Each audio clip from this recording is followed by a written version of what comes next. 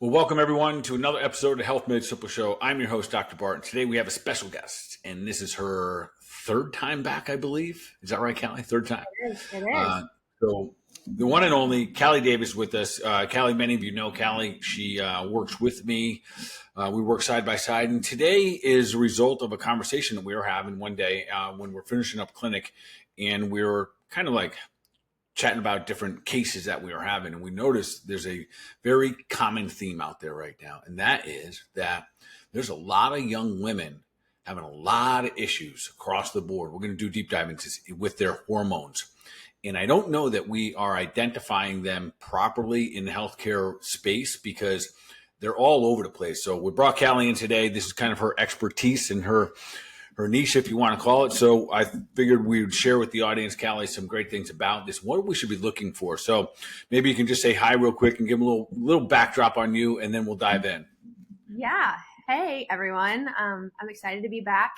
And yeah, kind of just off of what Dr. Bart said, I feel like I work with a lot of women, particularly, older women, but also ages more like 15 to 30 years old.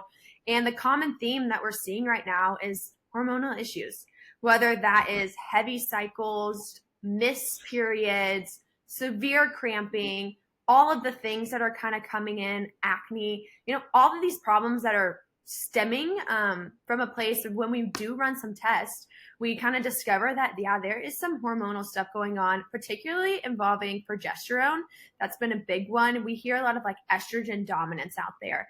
And people are like, yes, you have a lot of estrogen, but it's like, okay, what is our counterbalance to progesterone? I mean, to estrogen, and that is progesterone. And so that was definitely where this kind of sparked. I've worked with women, eating disorders, working in the functional space, bringing a personal trainer, Pilates, all of the things. I'm around women constantly.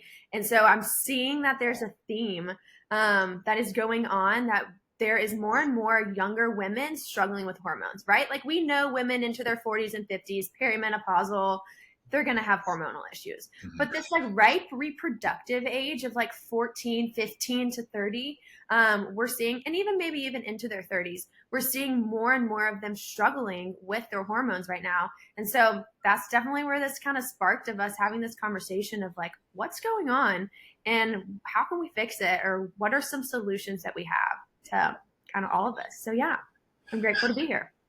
Yeah, glad you're here. So this is a big topic. So, I've been saying this for years. I've been more and more surprised by how many young women have imbalances. Some are just normalize them, thinking that I'm supposed to live with this. I skip a period, they're painful periods. And then there's a quick rush, typically, if 14, 15-year-old girl, 18-year-old girl, 21-year-old girl has some issues with the period, has some discomfort, they go out to maybe the OB, maybe their general practitioner, most likely a general practitioner. And the quick answer is birth control pills. We'll dive there in just a moment here. Yeah, it's an interesting conversation when it comes to hormones and imbalances. And this is the part I say that's interesting, that often we just say, well, it's a hormone imbalance. Mm-hmm. Yet coming from the functional medicine perspective, from root causes, we always know that, well, yes, there's an imbalance, but what's driving this imbalance? So I'd love for you to maybe give the audience some insights of when we do see these young women with missed periods, which it's more and more frequent. We're going to have that conversation as well. But what are some of the things that are taking place right now that are precursors to the hormone imbalance? Because everyone listening, no doubt there's hormone imbalances, as Callie just mentioned, estrogen dominance, low progesterones. But prior to that, there's some other issues going on that are causing these things. Maybe you can speak to that a little bit of what are the main things you see causing these imbalances. Yeah, so two of the big ones is gut health. A lot of people forget that a lot of hormones are made inside the gut and they're moved around in that space. And so poor gut health, a lot of women kind of disregard the fact that they get constipated before their period, or they get backed up, or there's things like that that are happening that shouldn't be happening. And like you said, they normalize those behaviors. They're like, oh, yep, that's just normal. Happens to me every month. Or there's upper GI or lower GI distress going on. And we forget that, hey, if that's happening, there's probably other factors that are running into this risk. So that's a big one, is our gut health right now. And then also the inability to detox properly. We are bombarded right now. Our livers are bombarded with toxins, whether that's our plastics, our beauty products, our fragrances, sugar even that's coming in. But between the gut and the liver, those are two organ systems right now that are being taxed probably at the highest rate, whether that's your antibiotics that are attacking your gut system. All of those are two huge areas that I feel like women don't really think about that play a role into their endocrine system. And they don't really see how it all connects because as we know, our hormones get conjugated in the liver. And if our liver is sluggish and backed up, that can't be happening as well. So those are two big things. And then if we look on another deeper level and a personal level, stress. Chronic stress is massive all around the board, especially for this age group. We think college, social media, the hustle culture, all of this that is like an influx right now. And we know cortisol steals from progesterone, right? And so people want to look straight at the ovaries. And I'm like, wait, let's look at the other glands that are a part of this system rather than just the ovaries, the uterus, and what's going on there. Adrenals, that is a huge one. We'll get into that. And then, like we said, there's other deficiencies and stuff that could be happening, but those are probably my biggest ones that I'm across the board would say, hey, let's pause and not just go straight for the ovaries. And let's look at other areas, the gut, the liver, the adrenals, and then maybe even blood sugar imbalances, because we hear a lot of times PCOS follows insulin resistance. And so that's another space that we kind of see a lot of stuff going around too, of it might not just be your ovaries' fault that you have these, polycystic stuff forming on it. Let's look back at the diet. Let's look, what is your diet like? Are you producing proper insulin sufficiency to break down carbs? Are you eating too many carbs? All of that. So those would be kind of my 4 root cause things: gut, liver, looking at our insulin resistance, and then definitely chronic stress going on. Well, let's unpack some of those Yeah. because I think the average person, if you're walking around with a gut issue, you barely know you have a gut issue because it's not how we define it. How do I know? I'm going around the country right now talking about gut health, and if I have a room of 100 people and I say, how many in here have gut issues? No one will raise their hand. And then when I go through and start talking about what gut issues are, so real quickly here, what is the link for hormones in the gut? Are they made in the gut? Are these things that are we beating them up every time we take an antibiotic or eating sugar? What's happening there? Yeah. So a lot of our hormones are made in the gut, especially that signal between the brain and the gut to then produce the proper hormones that our body is needing. And so when we think about hormones, a lot of times people just think about the big ones, but there's a lot of little mini hormones that play roles. We think about, our ghrelin and our leptin and the other hormones that are also a part of that system.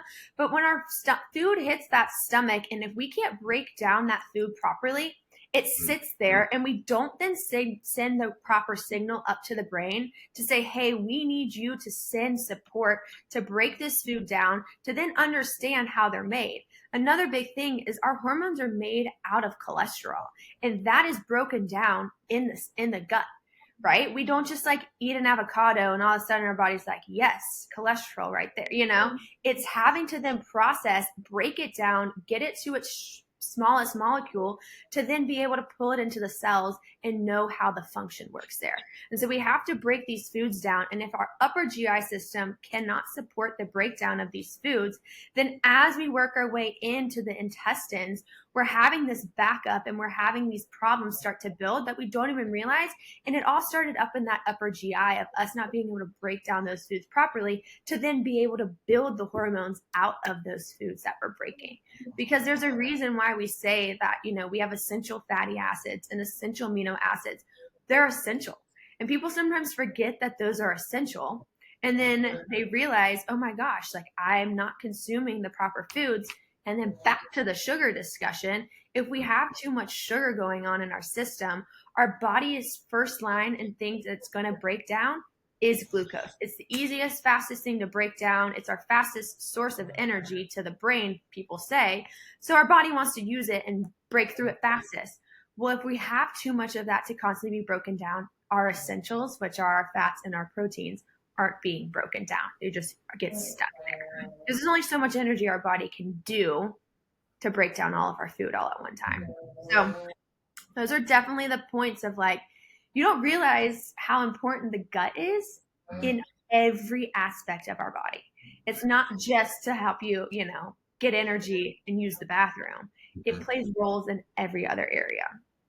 Yeah, no doubt. It's a connection to everything: hormone, mental clarity, physical abilities, all the above. And I think often it is overlooked, especially when it comes to hormones. And I think there's a lot of reasons for that. I think one, if a young female is showing up in their primary doc's office, that they're not going to talk about nutrition. And let's be honest, if you're a mom or a dad and you got a 15-year-old or a 19-year-old that you're helping out, the food disciplines, they're hard, frankly. It's a very difficult thing. I want to go back to something you said there and talk about detox a little bit, because I think sometimes this is overlooked as well. As much as the gut is overlooked, you used a word called conjugate. And I'm going to just, for our audience, in case you're not understanding what that means, that the liver conjugates your hormones, basically means this.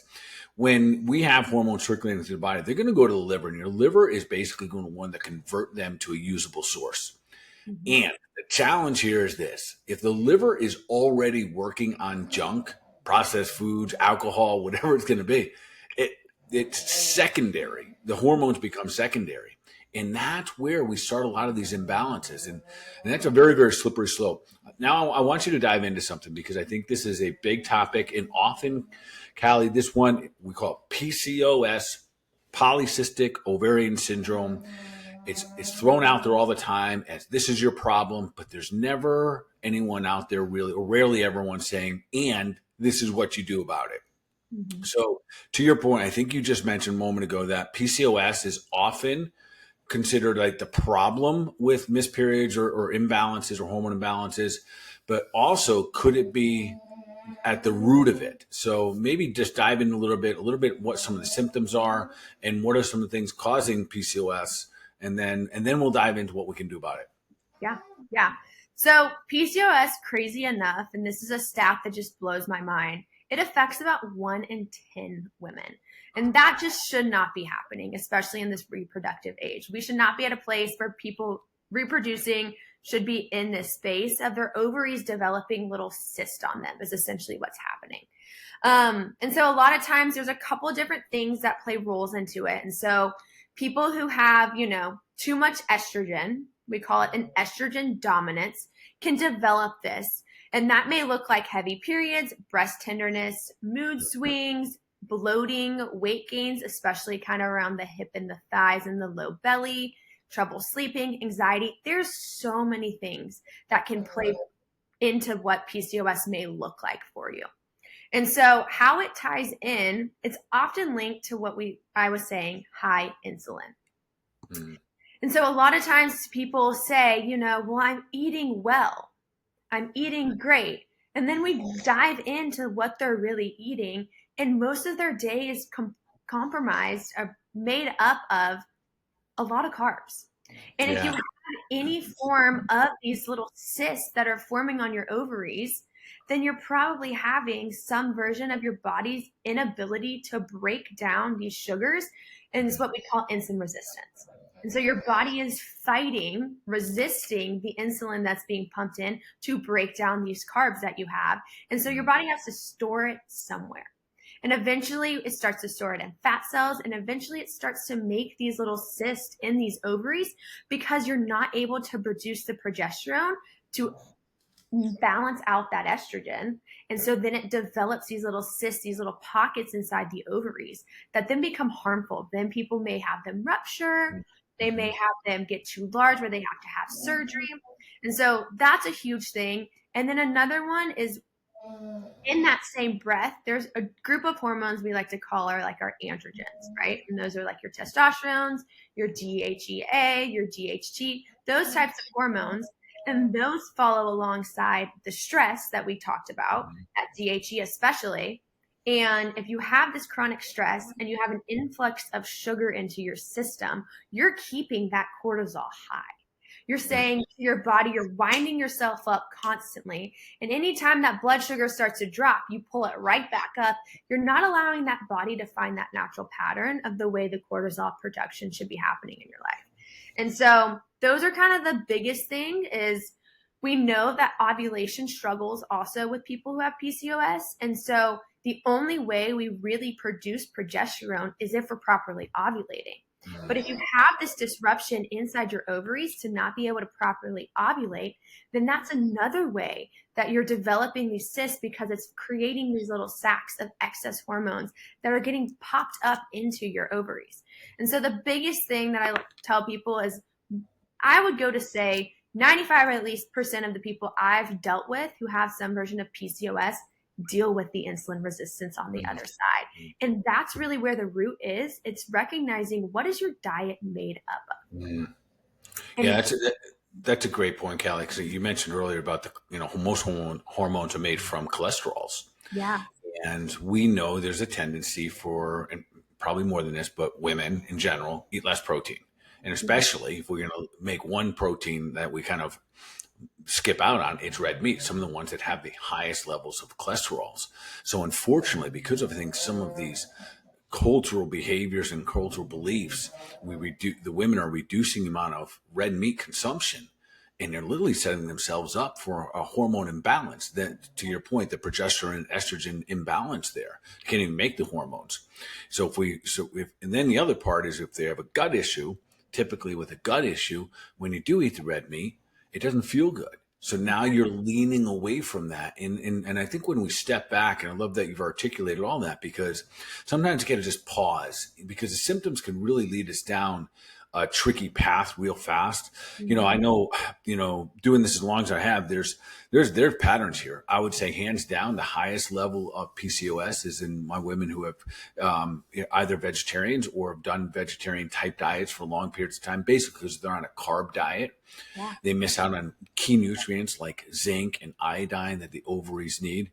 So I want you to go back now. There was so much to unpack there as well. Let's go back to the adrenals. You talked a little bit about the cortisol effect. Yet maybe we just kind of hit home the impact of stress here. I think it's top 2 reasons. I think hands down that and I think just like many other things like the gut and detoxification, I think we have numbed ourselves down when it comes to stress, and we're just kind of used to the fact that we are just wound up and like, geared up. Maybe speak to that a little bit and tell us what you see out there, because I see a lot of people normalizing super stressful states. Mm-hmm. It's so crazy. It's like I've even personally seen it in my life. Like I love to say, oh, I don't feel stress in my head, right? But then my body manifests it in so many ways, right? Whether it's a skin flare up or my gut feels a little disrupted. In my head, I'm like, oh, I'm doing great. Because again, I kind of mentioned when we first started, we live in such this culture of like the hustle culture. It's like, how many things can you be doing at one time? How many things can you be saying yes to? How many opportunities can you be putting yourself in front of?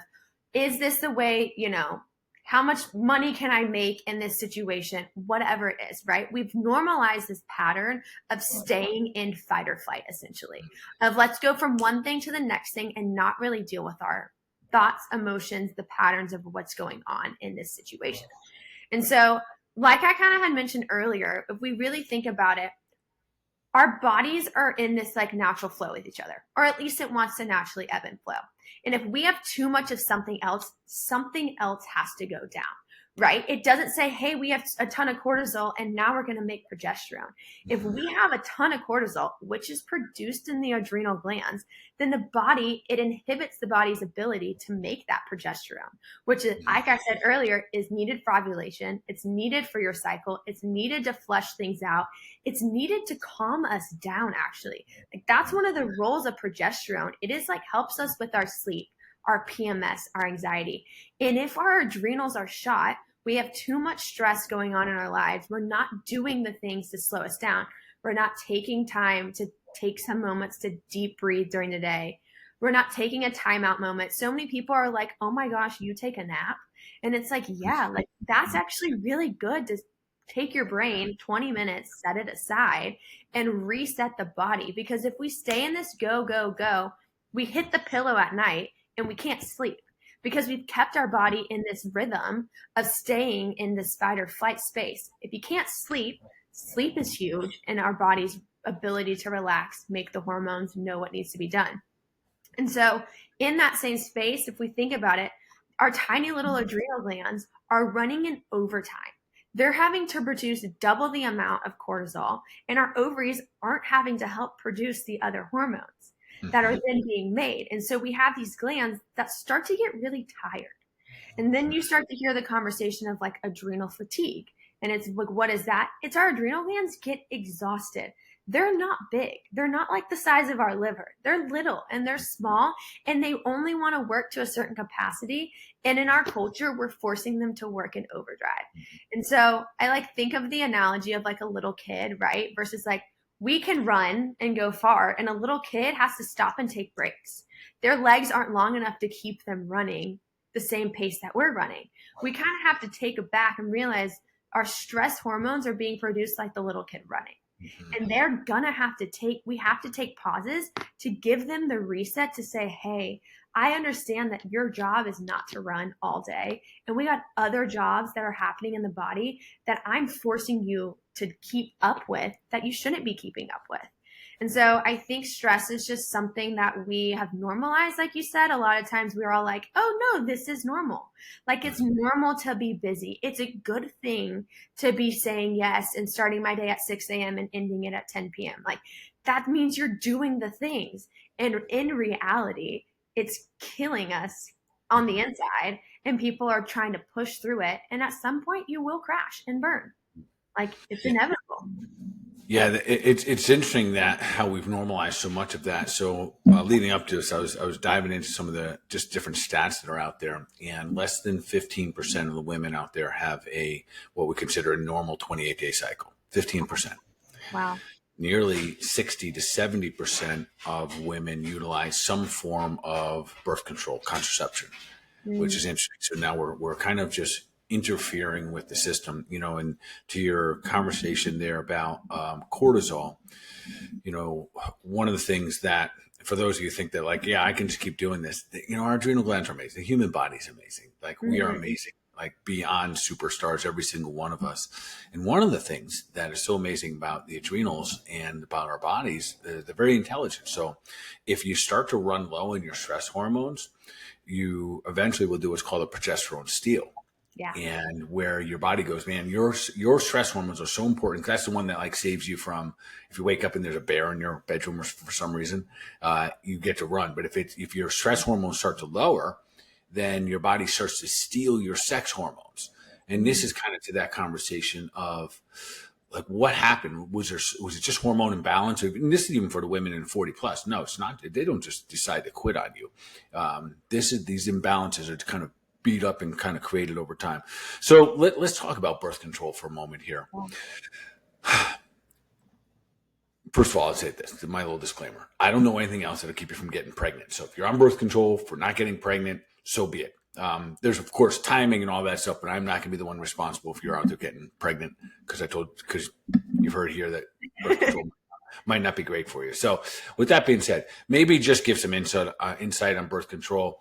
It's certainly pushed across the counter as no big deal. Go ahead on this. You got a little acne, take this. You got a little bit of cramping, take this. And I think that really sets us up for challenges here for a couple of reasons. One, because we're not dealing with stuff that we have to deal with in life. We hide what's really going on.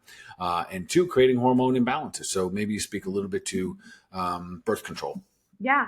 So I think the biggest thing in the hormone imbalance space is birth control shuts down our ovulation. And we talked about how in order to produce progesterone, we have to be ovulating.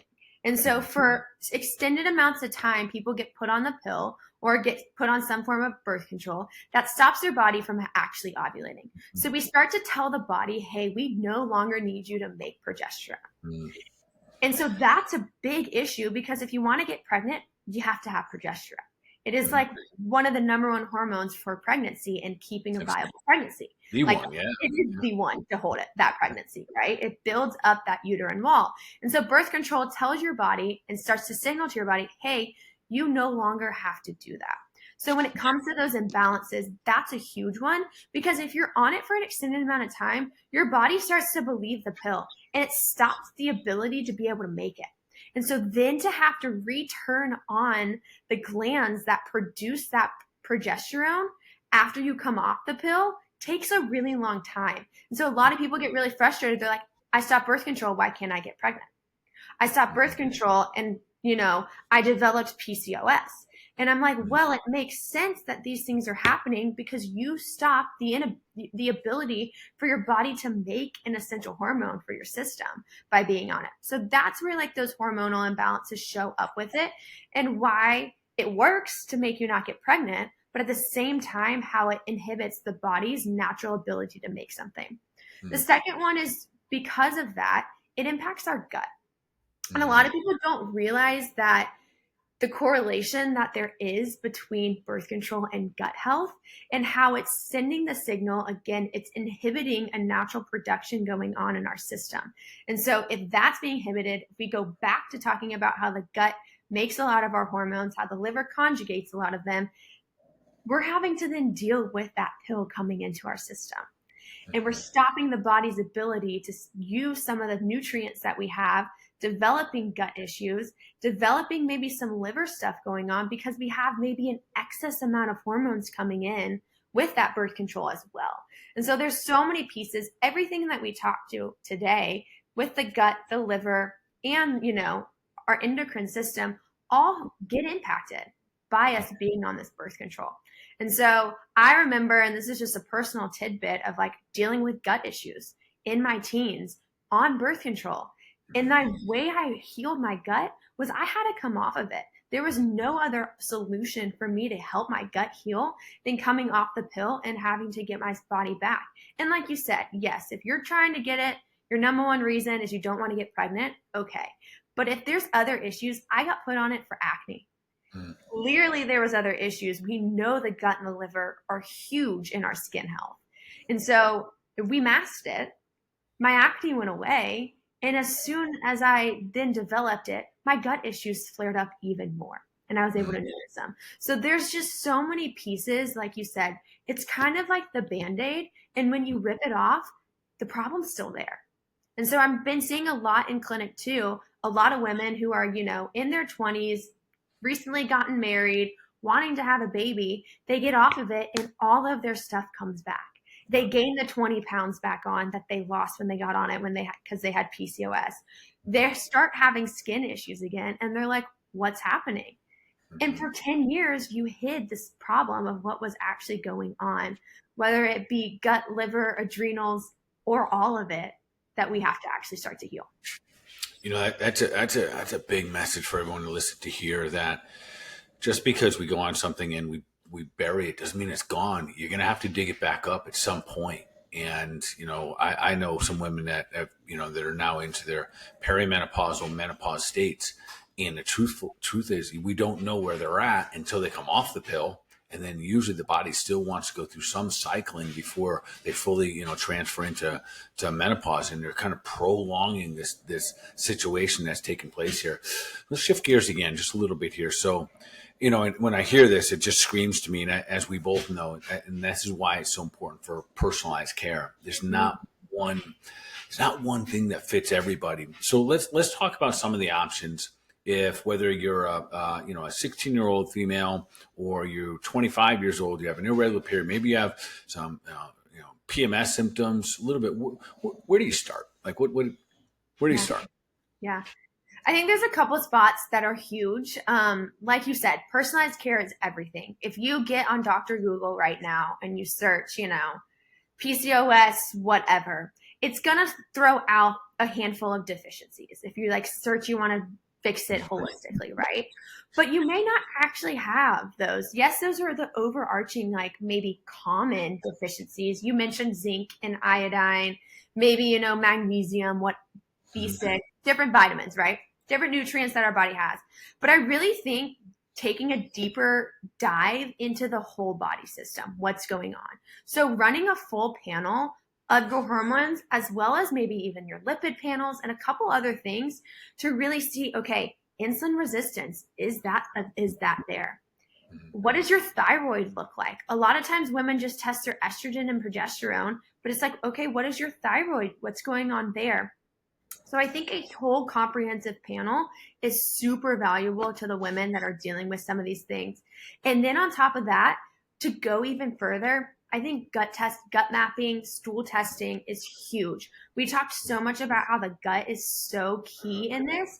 And if you're missing certain strands of bacteria, there's hundreds of different strands out there. But if you're missing some of those key ones and you can't make the proper hormones in your body because you don't have that proper strand of bacteria to help your body do that, we only know that by really testing what's going on inside the gut through your stool. And so I think those two areas are great options to start, because you could have one strand missing and I could have another, and it could be causing some of the same problems, but we wouldn't know. And so people say, oh, get on a probiotic. Well, if it's missing the strand that your body's missing, then you're taking the probiotic for no reason.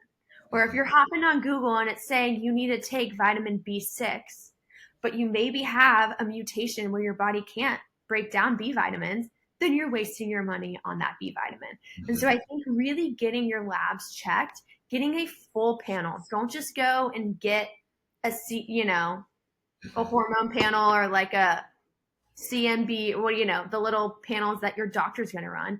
Really go deeper. Look at the whole comprehensive panel that is offered out there, because I think there's so many points that we're missing that people just don't realize. It's interesting when you say that the smaller panels. I just had someone send me their panels and they had one marker. Yeah. Just a ferritin marker, which, hey, we have that data. It's good. And we're looking for the story that's being told there. And then, I know we both test for adrenal glands too. And the nice thing is a lot of these tests that, we can send people home with them. Mm-hmm. So the adrenals is probably, very rarely is it tested. It's an at-home test. It's a saliva test. So it's a very functional test. Yet if you're out there and you're not sure if you've never even heard of your adrenal glands until this conversation here, yet they play a huge role in our everyday stamina and our energy. And if they are deficient, you're going to end up in that, like the state of higher inflammation. And when we're in those states, and this is why I think the personal care is so important. When we're in those states, you're going to crave carbohydrates because you're going to try to out-eat your tiredness. Mm-hmm. We've all done it. Every one of us, we do it every other week, meaning that we're tired and then we try to use our food to give us back energy. And it's a great example of someone who has adrenal dysfunction is that they're trying to snack all the time for energy. And again, folks, this will sound crazy when I say this, but you're not supposed to have food for energy, not in the moment. Right? Like we're supposed to take food in, it's supposed to be broken down, kicked around, digested, sent off to the mitochondria, eventually make some ATP. But we're not supposed to use it just for immediate energy. If we are, that means we're, for the most part, using it for sugar sources. What other? So you said stool test. Again, great data. There's of course adrenal tests. Female, I like the female panel. I know we've discussed these a lot, and I think for females, when you're out there, there's so many things. Like understanding the comprehensive components of your iron and your ferritin levels. Are you anemic? Because these fatigue points, and that's kind of my point here, these fatigue points often drive the behaviors that then they create things because of the carbohydrates and the insulin resistance. They start to drive the PCOS. All right. So when it comes to helping people out, yeah, so this is where it gets a little bit tricky. So give me some insights again. So if someone comes in, they see you, are you starting with, can you skip diet, or is this something that has to be addressed? Has to be addressed, 110%. And we really focus on it as like, how do we best balance your blood sugar? What does that look like? It means never eat a carb alone. I simply tell that to people all the time. Never eat a carb alone, right? If you're going to keep them in, we may tell you, I may cut them back. I may take them away, honestly, because there's a lot of damage that they're doing to your system if you're in this high inflamed PCOS state. But if you're like, Callie, I'm grippy with it, I got to keep it, never eat one alone.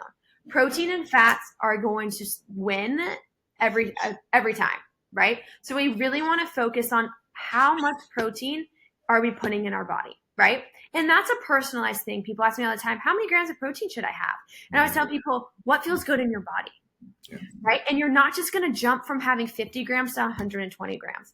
That's impossible, and your GI system's going to really be mad at you. Gradually increase it. Figure out the foods that feel good in your system. Like you mentioned, if red meat is hurting your belly, there's another deeper solution and deeper problem going on there. But find the amount that feels good to you. For me, I can sit down and eat 2 burger patties with a little bit of fruit and some yogurt, and like that can be dinner for me. You know, some people can only eat 1 burger patty and they need a chicken breast, you know? So figure out that personalized amount of protein that feels good, that isn't overwhelming your system, but really focus in on your proteins and then your good healthy fats. And so those omega-3 fatty acids, the healthier fats, the coconuts, the olive oils, your avocados, your fatty fishes, those types of foods. Stay away from those seed oils and really stay away from that processed sugar and the excess amount of, breads, pastas, muffins, cookies, those types of things that are really going to pull that blood sugar up and send your body into this like negative feedback loop. So yeah, I tell people that. I also say kind of get in the rhythm and figure out where there can be some metabolic flexibility happening.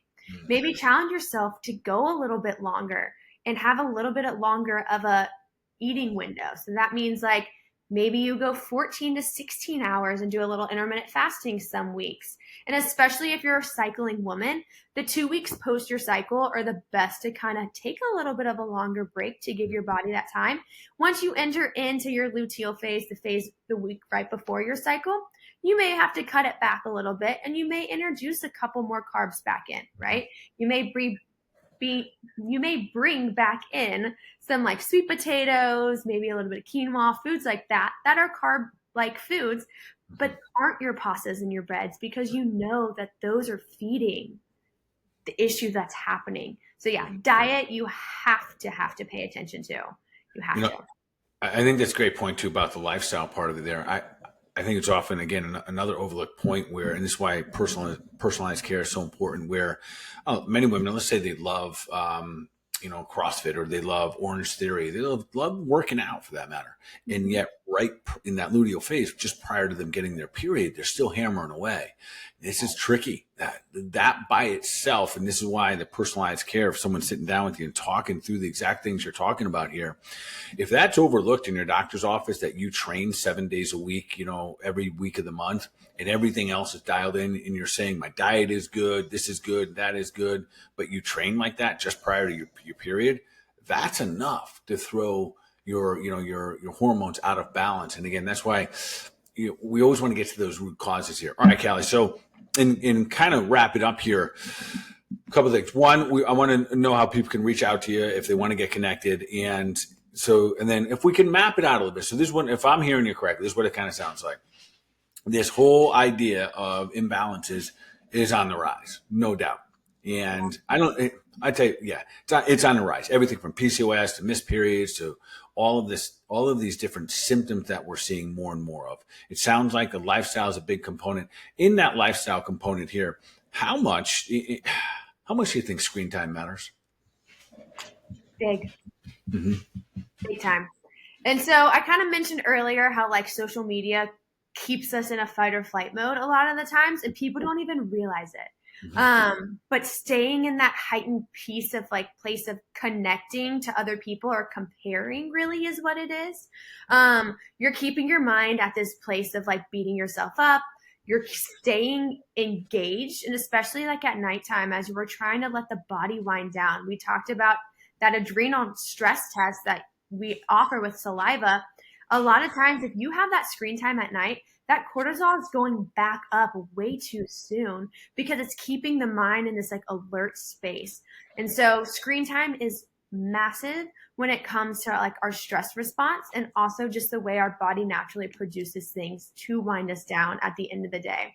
A couple other things that like I definitely feel like play a role into it that we didn't get into too deeply, but is our products and the things that we're having around us, right? There's a lot of endocrine disruptors around us, whether, again, that's your perfumes, your fragrances, your plastics, your beauty products, what you're putting on your skin. Our skin is our largest organ. It absorbs everything we put in contact with.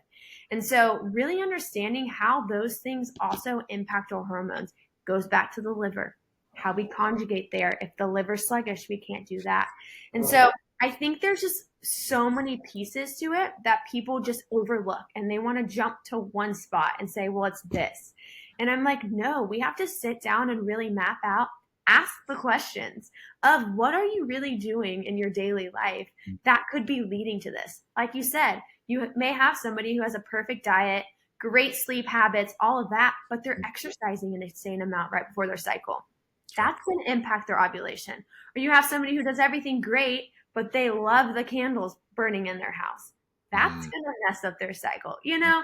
So it's the little things, the screen time, being on their phones too much, being stuck in that place of their eyes constantly being triggered by things, going to impact the way our body produces those hormones. So definitely there's a lot of different spots with it. And like you're saying, personalized care is everything. Sitting down, figuring it out. There is not a one size fits all for any of this. And it kind of makes me upset sometimes when people are like, well, somebody, is saying, do this. Yeah. And I'm like, works for one person doesn't mean it's going to work for you. And so we really have to take that approach of let yourself be yourself. Yeah. I love that people are always trying to help each other with like those little inputs. Unfortunately, the end result is usually the individual didn't work necessarily for them, or they didn't apply it properly. And next thing you know, they almost get a little defeated. And that we see so much of that nowadays in terms of people trying to take care of themselves. I love social media. I love the internet. Love what AI is doing. The challenge for most, it overwhelms them. Then in the overwhelming part of just too much data, they end up, doing the opposite and doing less versus more. All right. With that being said, if the audience wanted to reach out and connect with you, how would they do that? How do they get in touch with Callie? Yeah. So alongside Bart, I'm down here in Florida. So reaching out to Balance is a great option. I'm pretty sure that there's phone numbers and links. And I can put the link below to in the show notes. I can make sure there's a phone number there, make sure there's a website. And then for those of you who are out of state, you can do virtual as well. Is that correct? 100% virtual for sure. We offer a bunch of lab testing virtual. What'd you say? Lab testing as well? Lab testing, fully virtual. We can send you requisitions. You take it to a LabCorp of any style, or even some of them you send straight back to the facility. We send it to you. It goes straight back to the testing site where that test came from, which is really awesome. A lot of times people are like, oh, I have to come to you, and you do not. We get to do this through the screen and build that relationship and build the rapport through the screen, which I'm very thankful COVID gave us that ability, to do that type of stuff. But yeah, reach out to us. Let us know if you have any questions, anything about your period, hormones, anything in that matter. I love talking this stuff. I feel like I've spent the greater part of the last few years really deep diving in on women's health. Just because I feel like it's a place in an area that so many people struggle in. And so if we can be a service and a tool to you in any part of this journey, we would love to be a part of that for you. So yeah. Awesome. Well, Callie, thank you for being here today. Thank you for spreading some good vibes and some good education here once again. And for everyone listening, if you want to reach out to Callie or myself for that matter, we'll make sure that the links are in the show notes below. And of course, thanks for tuning in to the Health Made Simple show. And of course, continue to level up, making sure you take care of your mind, your body, overall wellness. Y'all be awesome. See you guys later.